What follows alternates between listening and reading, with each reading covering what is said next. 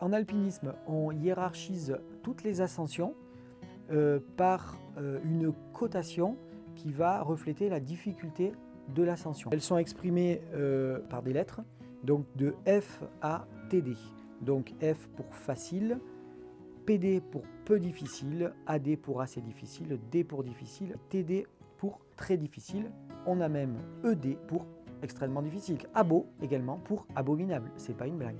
Dans ces cotations générales, on va donner aussi des éléments d'engagement de 1 jusqu'à 6 avec des itinéraires plus ou moins verticaux, plus ou moins facilement protégeables, donc avec des chutes qui peuvent être plus importantes suivant l'engagement.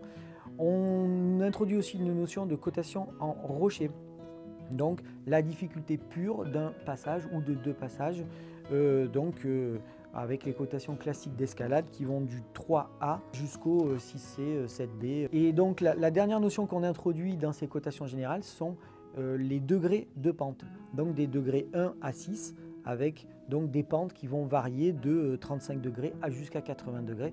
Donc les techniques d'assurage et les techniques d'escalade et le matériel ne vont pas du tout être les mêmes. Par rapport aux cotations, je vous propose d'illustrer en prenant une ascension tirée du livre que j'ai écrit, donc en présentant une quarantaine d'ascensions dans le massif des Écrins. Il s'agit du col du Célé, culminant à 3283 mètres. On va être en milieu glaciaire. Le col du Célé, dont la cotation est F, comme facile. Mais ne vous méprenez pas. La cotation F, en fait, demande un prérequis, c'est-à-dire c'est la première cotation en alpinisme, mais ceci dit, ça s'adresse à des gens qui ont une très bonne condition physique et surtout une bonne expérience de la marche à pied. Donc habitués à porter un sac à dos, marcher avec des chaussures de montagne, sur des sentiers qui bougent un peu, en montée, en descente. Finalement, on va se retrouver en plus à 3000 mètres d'altitude avec les problèmes liés à l'hypoxie. Donc des randonnées qui sont un petit peu plus physiques qu'à plus basse altitude.